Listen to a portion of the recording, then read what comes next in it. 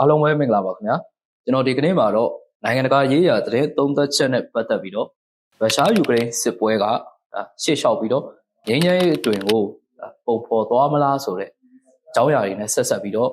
နိုင်ငံမျှဝေဆွေးနွေးပေးသွားမှာဖြစ်ပါတယ်အခုဒီယူကရိန်းစစ်ပွဲနဲ့ပတ်သက်ပြီးတော့ဒီထားမိတဲ့အခြေအနေကတော့ငြိမ်းချမ်းရေးဆွေးနွေးဖို့အားတွေအများများလာနေတာပေါ့ဒီထဲမှာအဓိကသတိထားမိတာကအမေရိကန်ဘက်ကစီစဉ်လိုက်တဲ့28ချက်ပါတဲ့ငြိမ်းချမ်းရေးအစီအစဉ်တစ်ခုအကြောင်းပေါ့ဒါပေမဲ့အမေရိကန်ကဥဆောင်တယ်လို့သတင်းတွေထွက်နေပြီမဲ့ဒီမူကြမ်းကိုပြန်ပြီးတော့ကြည့်ရရင်ရုရှားဘက်ကိုမျက်နှာသာပေးလွန်းတယ်လို့ယူကရိန်းနဲ့ဥရောပမဟာမိတ်တွေအားလုံးကပြင်းပြင်းထန်ထန်ဝေဖန်ခဲ့ကြတာပေါ့အဲ့တော့ခရိုင်းမီးယားပါဝင်ဒီသိမ်းပိုက်ခံနယ်မြေတွေကိုယူကရိန်းကလက်လွှတ်ရမယ့်အခြေအနေကနေနိုင်ငံရေးအရလွန်ကြီးမားတဲ့ဆုံးရှုံးမှုကြီးတစ်ခုဖြစ်လာတယ်ဒါပေမဲ့ယူကရိန်းကဒီအမေရိကန်စီကလက်နက်အကူအညီတွေမဖြတ်တော့ခံရအောင်ဆိုပြီးတော့ဒီမူကြမ်းအစီအစဉ်ကိုသူ့ကိုလက်ခံဖို့ဖိအားပေးခြင်းတွေတော့ခံနေရတာအဲ့တော့စစ်ရေးနဲ့စီးပွားရေးရှုထောင့်ကကြည့်ရင်ဒီမူကြမ်းမှာပါတဲ့ယူကရိန်းစစ်တပ်ရွယ်စားကန့်သက်ချက်တွေနေတိုးဖွဲ့ဝင်မဖြစ်ရဘူးဆိုတဲ့အချက်တွေကရုရှားရဲ့ရေကြီးလုံခြုံရေးစိုးရိမ်ပူပန်မှုအလုံးကိုဖြည့်ရှင်းပေးလိုက်တယ်လို့ဖြစ်သွားတာ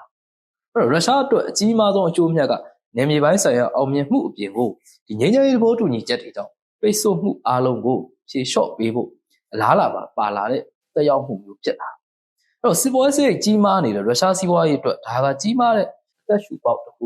ဖြစ်လာနိုင်တယ်အဲ့တော့ဒါဒီတစ်ဖက်ကနိုင်ငံရေးအရာပေါ့နိုင်ငံရေးအရာကြည့်ရမယ်ဆိုရင်ရုရှားအနေနဲ့သူသိမ်းပိုက်ထားတဲ့နယ်မြေတွေအလုံးကိုပြန်ပေးမှာမဟုတ်ဘူးဆိုတာတော့ရှင်းရှင်းလင်းလင်းတွေ့နေရတယ်ဒါကြောင့်ယူကရိန်းအနေနဲ့ပေါ့စစ်ရေးနဲ့စီးပွားရေးအရာဆက်ပြီးတော့သူ့အနေနဲ့ခံနိုင်ရရှိပါမလားဒါမှမဟုတ်ရှို့တော့ဒီအလျှော့ပေးမှုတွေနဲ့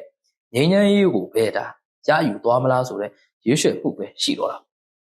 လက်ရှိချိန်မှာဒီအလှည့်ပြောင်းတစ်ခုပေါ်လာတယ်ဒါကဒီအချက်28ချက်ထဲကနေ19ချက်ကိုပြန်ပြီးတော့ပြင်ဆင်လိုက်တဲ့အလှည့်ပြောင်းနေဒါတကယ်ကိုစိတ်ဝင်စရာကောင်းတဲ့အလှည့်ပြောင်း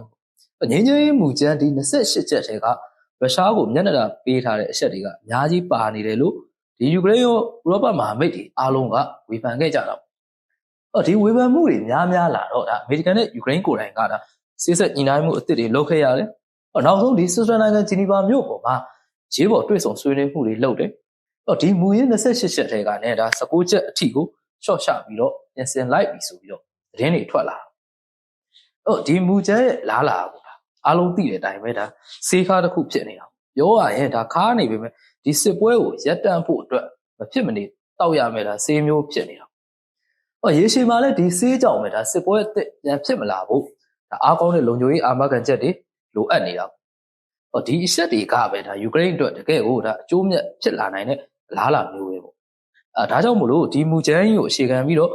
့သူတို့အနေနဲ့ဆွေးနွေးမှုတွေဆက်ပြီးတော့လုပ်ကြအောင်မယ်နယ်မြေတွေစစ်တပ်အရွယ်စားတွေနဲ့ဒီလုံခြုံရေးအာမခံချက်တွေကအဓိကအကျိုးမြတ်နဲ့ရှော့ပေးရမယ်နိုင်ငံရေးဥတီချက်တစ်ခုဖြစ်လာနိုင်တယ်လို့တော့မြင်မိတယ်နောက်ထပ်စိန်ခေါ်မှုတစ်ချက်ပေါ့ဒါကဒီရုရှားရဲ့တုံ့ပြန်မှုတွေ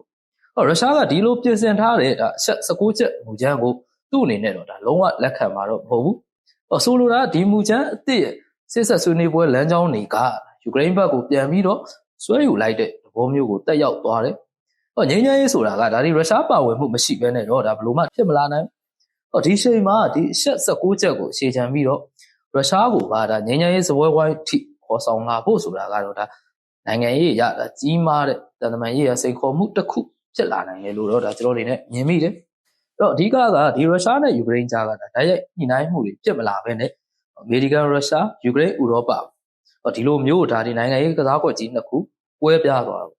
အဲ့ရုရှားကဒီအမေရိကန်ရဲ့မူကြမ်းကိုအခြေခံပြီးတော့ဥရောပရဲ့အဆိုပြုချက်တွေအားလုံးကိုဖယ်ရှားပစ်လိုက်တာ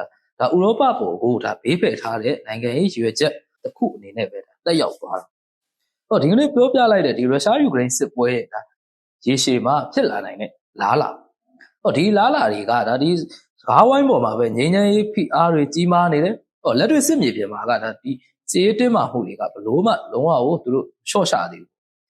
းစကဒီရုရှားဘက်ကိုရေးနေတဲ့ဒီငြိမ်းချမ်းရေးစီစဉ်ကိုယူကရိန်းနဲ့မဟာမိတ်တွေရဲ့ဖိအားတွေကြောင့်ပြန်လည်ပြင်ဆင်မှုတွေလုပ်တယ်ဒီလှုပ်ဆောင်ချက်တွေကယူကရိန်းအတွက်သက်ရှူရှောင်တဲ့အနေအထားမျိုးဖြစ်သွားတာပေါ့ ဒီလိုပြင်ဆင်လိုက်တဲ့အချက်တွေကိုလည်းဒါဒီရုရှားဘက်ကတေချာပေါက်လက်ခံနိုင်မှာမဟုတ်ဘူးအဲ့တော့ဆေးဆက်ညှိနှိုင်းမှုကဒါတဖြည်းဖြည်းနဲ့ရေရှည်မှာဒါလုံစင်းလုံရင်းနဲ့ထပ်ပြီးတော့ကြာနေအောင်မယ်လို့တော့မြင်မိတာပေါ့နောက်ထပ်အနေနဲ့ယူကရိန်းကဒီစစ်ပွဲမှာဒါသူ့အနေနဲ့လုံးဝရှုံးနိမ့်သွားပြီလို့ဒါပြောလို့ရတယ်လို့ဒါသူ့ရဲ့နယ်မြေတွေဒါယူကရိန်းနယ်မြေ20%ကိုလည်းရုရှားကိုဒါပေးလိုက်ရပြီလို့တော့ဒါကျွန်တော်အနေနဲ့မြင်မိတာအားလုံးကိုကျေးဇူးတင်ပါတယ်